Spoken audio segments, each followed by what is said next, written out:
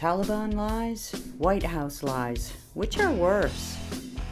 That's the topic of today's Bold and Blunt, and I'm your host, Cheryl Chumley, giving you a Christian conservative look at today's news, politics, culture, and events. And before we get started on today's topic, let me just mention that Bold and Blunt is now not just available at Washington Times, at washingtontimes.com, but also at Edify, E-D-I-F-I. Go to Edify online and check out all the faith-based podcasts that are offered for your listening pleasure there, including Bold and Blunt. And take them with you. Download the app, and so you can listen to not just Bold and Blunt, but all the other great faith-based podcasts offered at Edify. And don't forget, you can always subscribe to the Washington Times digital platform and get all the great content the Washington Times has to offer, commentary, news, all the great podcasts we now do, delivered right to your email box. You could do that by subscribing to my personal newsletter. Just go to washingtontimes.com and click on my hyperlinked name. Scroll to the bottom of the commentaries, and there is a easy link to sign up for my 3 times a week newsletter, Monday, Wednesday, and Friday, with all my commentaries in it, along with my twice weekly Bold and Blunt podcasts that come out on Tuesdays and Thursdays, delivered right to your email box. Or you can go to washingtontimes.com/Cheryl, type in some information, and for 50% discount, a 50% off deal, you can subscribe to the digital platform of the Washington Times and get all the great content the Washington Times has to offer, not just mine, but all the writers, all the podcasters, all the news analysis and great content, investigative reports and so forth that all the staff at the Washington Times does. You can have access to the digital platform of that for a full year for 50% off. Go to washingtontimes.com/Cheryl for that special deal. So, on to today's show. Taliban lies in Afghanistan, White House lies in Washington, D.C. Which are worse? Which are more frequent? You know, it's really getting hard to decide because it seems like the lies coming from the mouths of Taliban members are very similar to those deceptions coming from spokespeople from this Joe Biden administration. In other words, what both parties are saying, what both sides are saying is, nothing to see here, go home folks, all's happy and easy now in Afghanistan. Now that the U.S. military is gone from Afghanistan, the Taliban has taken over and has brought about this new peaceful existence. And the rest of us in the world are supposed to believe that all is fine and dandy in Afghanistan. For instance, here is what one Taliban spokesperson, I'm not sure if I have the pronunciation right, but Suhail Shaheen, he is the Taliban spokesman in Qatar, and he spoke with NPR's Steve Inskeep just a few weeks ago about the Taliban's commitment to safety for all the people in Afghanistan. And NPR posted this interview just a few weeks ago, so you can read the full interview yourself by doing a quick Google search. But let me just read this one portion. So NPR asked, should people be afraid of reprisals from the Taliban? People who are stuck in Afghanistan, people like U.S. citizens and allies of the United States, you know, the ones who worked hand in hand with U.S. military over there to help U.S. military instill calm and peace and keep Taliban brutality and savagery from taking over in the country. What about those people? Should they be afraid now that the U.S. military is gone, completely gone? Should they be afraid from revenge from the Taliban? And here's the answer. No, there is not any kind of reprisal nor any revenge under those people who are working with the foreign troops meaning U.S. And so we have announced a general amnesty. They can lead their normal life, and they also contribute to the reconstruction of the country, to people's economic prosperity, to their own prosperity. And they can use their talents, capacities in the service of the country and people. Doesn't that sound very democratic? It sounds very, very democratic, very freedom loving, very free principle, advancing, and so forth. And here's another question from NPR, follow-up. We are hearing reports from Kabul of people being searched for, of Taliban fighters going door to door searching for individuals. Are you saying that such activity is not authorized by your leadership? The answer: yeah, not authorized at all. Because if such a person are seen, they will be detained because it is against the announced statement, official statement of the Islamic Emirate of Afghanistan. And more, our security forces are coming in order to maintain order and to prevent any such incidents taking place in the city. Isn't that great? More peaceful resolution, more peaceful takeover of Afghanistan. Here's another question. Here's another question from NPR. There are news reports describing people who would be unable to complain because they have been killed.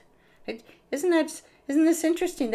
They would complain about the takeover of the Taliban, but curiously, they've been murdered. What's up with that, Taliban? And here's the answer. Here's the answer from the peaceful Taliban spokesperson from Qatar. Some of these videos you mentioned, and I didn't read the whole question from NPR, but NPR spoke of videos that actually showed some of these killed people. And here's the Taliban official's answer. Some of these videos you mentioned, they are fake videos. They're fake. Again, nothing to see here. Go home, folks. Okay, so NPR, to its credit, pushes back a little bit and follows up with this. I would not say it's impossible that a video is faked, but these stories arrived to us amid some well-documented history of the Taliban when they were last in charge of Afghanistan. For instance, NPR goes on to say, when the Taliban took over in 1996, there was a former president who was dragged out of a diplomatic compound and left hanging from a light pole. Well, that doesn't sound very peaceful, Mr. Taliban spokesperson. What's up with that? And then NPR also says there were public executions of civilians at a soccer field, a football field in Kandahar. Good Lord, is this really peaceful, Mr. Taliban? And then NPR goes on to say, this is Steve speaking, right from NPR, about his personal first-person witness account. I stood on that football field afterward and talked with people who had seen those executions. I do not doubt that they happened. Is your group any different today than it was then? And here's the answer. Here's the answer from Mr. Peaceful Taliban official. Today we have announced a general amnesty. You may have seen our statements not once, 2 or 3 times. We announced that they not in one language. So it is our commitment. And also we announced that we will provide protection for the smooth functioning of the embassies and diplomats. And then he goes on, yada, yada, yada, blah, blah, blah, blah. So basically, nothing to see here. Don't be silly. We certainly aren't going to hang people in the public square from light poles. No, we've learned our lesson from that. We're much more peaceful now. Now we're going to hang them behind the football field where people won't gather and the media won't have access. So our hangings going forward will be done in private. And that, in effect, is how the Taliban has been operating, because it's public perception right now that they're worried about. Let me play you this clip from Channel 4 News in late September, just a couple weeks ago. The Taliban have had media training. So, instead of stonings in the stadium, on Wednesday, a mullah met some monkeys at Kabul Zoo. Right. They go to meet the monkeys in the zoo and bring the cameras with them, so they look like just everyday normal citizens Loving the monkeys, loving the visits to the zoo. I wouldn't be surprised if they carried some snacks and candy and little toys to distribute to the children. Wouldn't be surprised if they stopped at the ice cream stand and purchased a few ice cream cones wearing their Joe Biden t-shirts and so forth. Let's go back to Channel 4 News again. We want to show everyone that under Islamic rule and security, okay, he's speaking in his language, and I'm just reading you the subtitles, reading you what this Taliban commander is saying to Channel 4 News. We want to show everyone that under Islamic rule and security, everything is enjoyable and everyone can live in their own country the way they want. The message the Taliban want to send the international community. It's time to acknowledge the new administration because, look, normalcy is returning. Nothing to see here. Go home, folks. The Taliban's in charge, and the Taliban is not the Taliban of 20 years ago. They're not the same people. They've seen the error of their ways. They've seen the error of their brutal executions in the public square ways. They've seen the error of their hang people from flagpoles and light poles and let the bodies dangle as examples to the rest in the country ways. And they've turned, and now they're all about the peace. They're all about the patting the monkeys on the head, and they're all about the just strolling through the streets, and they're not looking to enforce Islamic law. They're not looking to enforce any kind of strict Sharia rules and regulations and principles. They're only strolling through the streets to make sure that everybody is happy and, as this Taliban commander put it, enjoying life. It's a new world in Afghanistan, and under this current Taliban regime, in cooperation, in partnership, practically, with the White House and Joe Biden's feckless presidency, everything is enjoyable and life is good. Except there's that whole issue with women who are suddenly thrown back in the home, and if they are in fact allowed on the street, have to wear coverings head to toe and be accompanied by a male escort, else face floggings or beatings or death. Well, we don't know because the Taliban takes them out behind the soccer field now instead of right in the soccer field where everybody can see. Back to Channel 4 News. Women breadwinners who can't go to work, just one part of an economy in freefall. This week, the World Food Programme warned that food insecurity was starting to affect everyone in Afghan society, not just in the drought-stricken rural areas. 9 out of 10 people don't have enough to eat. And 50% of the population has experienced running out of food at least once in the last 2 weeks. That was the chief economist from the World Food Programme. 9 out of 10 people in Afghanistan don't have enough to eat right now. Women who were normally breadwinners, women who weren't married and were out there in the workforce trying to work and bring money home to raise and feed their children, suddenly told they can't work anymore. What are they supposed to do? Join the ranks of the other 9 out of 10 Afghanistan people who cannot eat, who don't have food.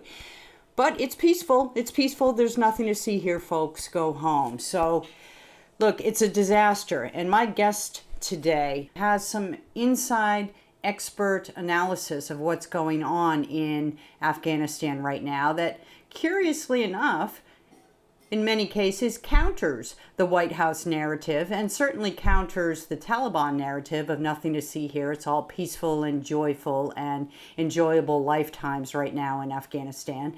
His name is Lieutenant Colonel Jonathon P. Myers, retired U.S. Marine Corps, served with distinction for 28 years as an intelligence officer.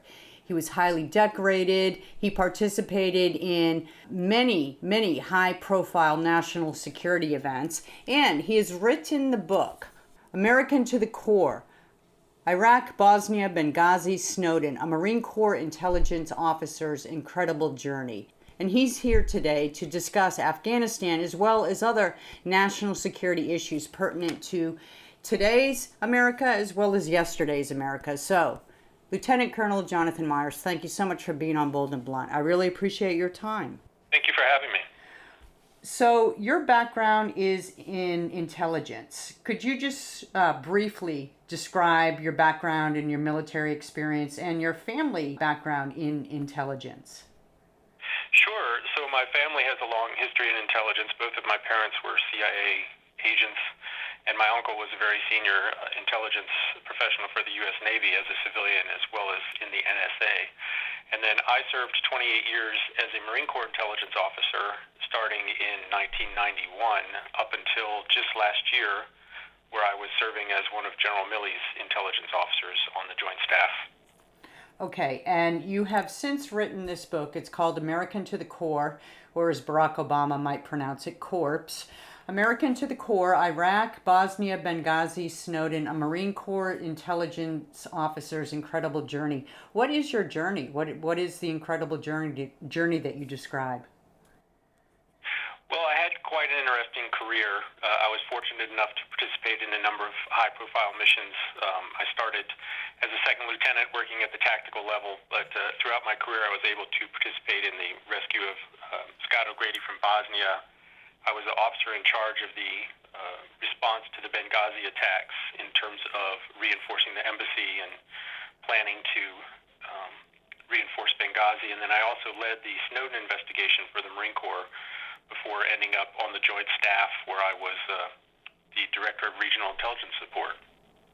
Okay, and what exactly did you find out about Snowden that people are unaware of right now? Well, the big lesson I learned is that he's a pretty common crook. He gets painted a lot in the media as some sort of Robin Hood type figure, savior, exposing the deep, dark government secrets. But if you know the whole history of the man, he actually was just kind of a habitual liar, all the way from when he was in the Army, lying about why he was couldn't continue in the Army, lying about degrees, lying about job qualifications, and then ultimately lying about stealing classified secrets. He's more of a common criminal, really, than a savior, anybody's savior. So the big question with Snowden that was always tossed around was that is he a hero to America or is he as you just described? And a lot of people still to this day think he did a very good service to American citizens by showing some of the inner workings of, I guess what we can call the deep state of the spy community and the privacy invasions that some Americans have suffered. So how do you characterize that or how do you respond to that? Well, a lot of in the public realm, it's the story is that he did that to expose the NSA collection programs, and that he was after he heard General Clapper give testimony, he was so angered that he started stealing these so he could expose them to the American public. But the fact of the matter is, he started stealing them like 4 months before the general ever gave his testimony. In addition to the fact that that percentage of the theft was minuscule compared to the damage he did across the intelligence spectrum, as well as to all the services. I mean, the stuff that he stole from the Marine Corps alone was far more extensive than the minuscule amount of data he stole regarding NSA eavesdropping. Did he do real damage to America's national security, or was it more embarrassing to some of America's highest ranking? He did a lot of damage, and that's one of the things I get into in my book that people just don't understand. Like, I led the team of Marines that did the analysis on what he stole from the Marine Corps and how much it damaged us. And we didn't just have to determine what he stole, we had to determine how to mitigate the damage, and it was extensive. And we're the smallest service, and we don't even have the technologies and the weapon systems that a lot of the other services have. And it was pretty damaging. We had to go back, find people who had been out of the Marine Corps for years and years and tell them that they personally had been compromised. I mean, it revealed the names of a lot of operatives and a lot of at the time we had ongoing combat operations, and it jeopardized a lot of those as well. Were there any lives lost? Did it get that deep because of some of the names that he exposed? I actually can't answer that question because I don't know. There were ongoing operations in Iraq and Afghanistan that were compromised because of his theft, and some of the people involved in those had to be reassigned. Okay. So obviously it went far beyond what you read in the media. And we're only the Marine Corps, the smallest. I mean, we would see some stuff. We would come across stuff that he stole from the Navy and the Air Force and the Army that was just mind-blowing. And, of course, we would coordinate with them to ensure they knew about it, but it was significant. So your finding, your conclusion is that Edward Snowden was definitely a traitor, not a hero. Absolutely. Okay. He was a traitor. Anytime the media gets involved, there's all sorts of different slants that get put on it. But if you sat down like my team did and studied the guy's whole history as well as the history of the theft and how it played out, there was nothing admirable about it whatsoever. He just got lucky that he stole a bunch of stuff that was valuable to the public in the public realm. But aside from that, it was just common treason, really. Okay, let's pivot to modern day Afghanistan because that's definitely in the news right now. And you also mentioned that you worked with General Milley. So can you kind of summarize watching this from your position, which you're in Berlin right now, right? Yes. Okay. I'm in Germany. Yes, that's correct. So watching this, not just from overseas, the overseas perspective, and probably hearing from overseas people what they think of America right now, but also in your own personal perspective through your intelligence eyes and years of experience, what is your response to Afghanistan, how it was handled, and also the fire that General Milley is facing right now? Well, it was totally shocking and surprising and upsetting to me as it was anybody else, more so because I'm a veteran and, to just see us up and leave like that, not only as bad as Vietnam, but worse because we abandoned so many American citizens was just absolutely shocking and appalling to me. And it's one of the reasons that I started working to get people out with my team of 2 former Marines. We've been working alongside Pineapple Express and other groups, but it was shocking to me. I left the Joint Staff a year ago, and I had no indication whatsoever that Milley would turn out to be a decision maker that he has turned out to be. Just shocking. So if you had been in charge, or if you had been in a position of advising Joe Biden, President Biden, what would you have said about Afghanistan? I would have said that irrespective of the ultimate goal, whether it's to keep a force presence in Afghanistan or to withdraw completely, and under absolutely no circumstances should we be in a position where we're going to leave American citizens and other trusted allies that desperately want to escape behind enemy lines and unable to escape and their lives in jeopardy. That would have been the number one priority, and we absolutely would not have taken one boot off the ground until those people were safe. And that's common sense, and yet here we are. So going forward, geez, it's going to be a mess in Afghanistan. Is there any way to put the light back on in that tribal nation now that the dark has sort of settled back in?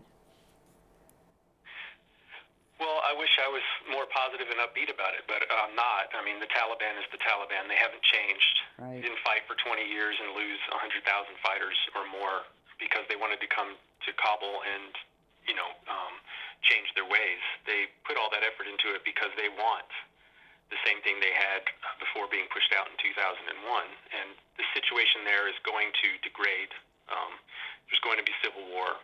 And, of course, all the terror groups that we pushed out into Africa and other areas are going to consolidate there and use it as a training area. So we're actually worse off today than we were on September 10th, 2001 in regards to Afghanistan. It's just on pause. It might take a year or a couple of years, but it's going to get worse. And especially with the equipment, the military equipment that we left/gave to the Taliban now. Yes, well, anytime we go in to train a force, I used to do the same sort of work across Africa, and anytime we go in to train a force, our intent is to make them one of the best trained and best equipped, if it's possible to do that, forces in the region. And we left the Afghan National Army as one of the best equipped forces in the entire region. And by default, the Taliban has become one of the best equipped forces in the entire region, which is just unbelievable to me. and they'll have full access to all that equipment, with the exception of some of the stuff that we damaged. And what's a little bit even more unbelieving is that this administration, this White House administration, seems to think that they can take a diplomatic stance with the Taliban, and gosh knows who else is going to go in there to work with the Taliban. They still seem to think that diplomacy is going to bring about some semblance of freedom. It certainly won't bring it about internally. The Taliban is going to rule Afghanistan with an iron fist, and it's going to be brutal, and they've already demonstrated this. And, I have information about some of the people we've been trying to evacuate that have already been subjected to atrocities, their families, that people we're trying to evacuate are on the run and in hiding as we try to get them out, hopefully successfully. So any sort of diplomatic efforts, the Taliban's going to put on a different face publicly in the international realm than they are domestically at home. And at home, it's going to be just really terrible. And the White House is going to help them put on that happy face, because it's because of this administration that they're able to commit these atrocities right now anyhow. And, the Democrats cannot take responsibility for this with an election coming. That's the bleak but true assessment, yes? I would agree with the assessment that the U.S. government has definitely left the Taliban in position to do basically whatever they want and to just run across that country as they see fit. And it was the direct result of a political decision that didn't need to happen. It was a very simple decision whether to keep troops on the ground until we got all the Americans out and the allies that were identified by other Americans, or to just yank them out in the middle of the night. And that was a purely political decision by the current people in power, and it resulted in what we're looking at today. So what are you hearing anecdotally, not just for the official word in Germany from business or military officials, but what are you hearing from the people on the streets, the people in the coffee shops, just average Jane and Joes over in Germany about America's actions in Afghanistan? Well, when it first happened, it's cooled down since then. But when it first happened, it was just all the media, the European media in Germany and the UK were just flabbergasted that such a decision was made. And a lot of the people I talked to over here definitely felt as if the United States left them in a lurch, and they were confused as to why, and they were in disbelief. And honestly, I was right there with them. I felt exactly the same as they did, believe it or not. So you said you personally, along with a couple of your colleagues, went to rescue people in Afghanistan. Can you kind of describe how you went about doing that? I assume you didn't just fly over there and land and escort people onto a helicopter. No, so none of these efforts have been with anybody actually in Afghanistan. There are a few groups who have sent some people to some bordering countries to try to facilitate people once they get out. But there have been no boots on the ground. So our effort has been, from our homes. I'm in Europe. My other teammate, Katie Garraway, is in Maryland, and my other teammate, Rico Reyes, is in Texas, Austin, Texas. And it just so happened early on, when the forces were still there, we were very well connected with the Marines at CENTCOM, as well as in Kabul, who were conducting the mission. So we were able to feed them directly the names of people they needed to find, because we were getting them from the informal network of Marines around the world. So we had a lot of success those first 2 weeks. Just everybody we wanted to get out, we got out. And then, of course, when the troops left, we ran into the same difficulties that everybody else has heard about, not being able to get people over the wall, having buses stranded outside. And now it's been, several weeks of trying to keep people safe, keep them fed, and get them out by alternative means. And we do all of that by coordinating with people who are donating funds and people on the ground, but not Americans. We're dealing with Afghans on the ground. I think of the women over there and, the young girls who were born these last few years into comparative freedom, and suddenly that's gone up in smoke. Where do you see the fate of women, girls right now, women's rights, women's freedoms in the coming months, years even? Well, it's not good. And as you said, I mean, if you think about it, it's really unbelievable that any woman in Afghanistan under the age of, about 25, 26, has absolutely no recollection of ever living under the Taliban or under Sharia law. And now, almost in an instant, they're all subject to Sharia law, and they've been yanked out of school. They can no longer walk outside without male escorts. They can no longer walk uncovered. The early days, there were some protests, and those, of course, were beaten down by the Taliban. So the situation for female rights and female liberties in Afghanistan is probably the worst that you could have it in the world right now. Oh, wow. That's bleak. So let me just finish with this one question. Is there anything that American citizens can do right now in America to reach out and help bring some sort of relief to those that have been betrayed by Americans right now in Afghanistan? Well, the veterans groups are still making an effort to get people out. And one important thing I like to point out, because I now see the media narrative sort of changing, even on both sides, conservative and Republican, towards criticizing the vetting process and how many Afghans got in that were not vetted. But it's important to note that my group and the Pineapple Group and the other veterans groups, we are only trying to bring people that were identified to us by other Americans. American citizens we work on, SIV, green card holders, as well as allies whose names were given to us by people who served in Afghanistan. So the first day with the C-17 and the flood of people that were unvetted, that's over. All the people we're trying to bring now are vetted in some manner or another. And so it's important to support those veterans groups and to continue the public pressure on the decision makers. Don't let them forget about this, and don't let them get away with it. Aside from the Pineapple Group, which I assume people can look up online, yes? Yes, people can look up the Pineapple Group online, and I do believe they're accepting donations as well. And it does cost money to keep these people safe, keep them fed, and to transport them out of the country. Okay, that's where I was leading donations. So aside from the Pineapple Group, are there other specific veterans groups that you would like to point out that people can actually go online and make donations to right now for the Afghan issue? Well, if people just Google Pineapple Express Veterans Group as well as Digital Dunkirk Veterans Group, you can find ways to donate to those organizations. My group, we're separate from Pineapple Express, but we work with them every day, all day long, and it's just 3 Marines, and so we're sort of doing a private effort. Okay, and as for your book, American to the Core, Iraq, Bosnia, Benghazi, Snowden, a Marine Corps intelligence officer's incredible journey. Jonathon Myers, I know you can get it on Amazon. Where else can you get it? You can get it anywhere that you can buy a book online. Sounds great. That makes it easy. Look, I want to thank you so much for your service to the country and for your service in this book at revealing the truth that people need to know about. Thank you. Thank you so much for having me.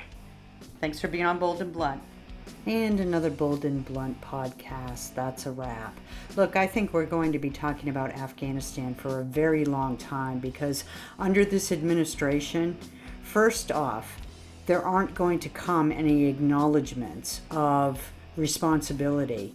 And second off, there are just going to be more and more red flags that come out, more and more finger pointing that goes on, and it's going to leave the American people, even Democrats, it's even going to leave Democrats this way. It's going to leave more and more American people upset at the treatment of American citizens and innocents and allies in Afghanistan from this White House administration. So this isn't going away anytime soon. Thanks for listening. Don't forget, go to edifi.com and check out all the faith-based podcasts there. Edify yourself. Fill yourself with faith-based motivation to get through this Joe Biden White House administration. We need it. Thank you for listening, and in the meanwhile, stay blunt, stay bold.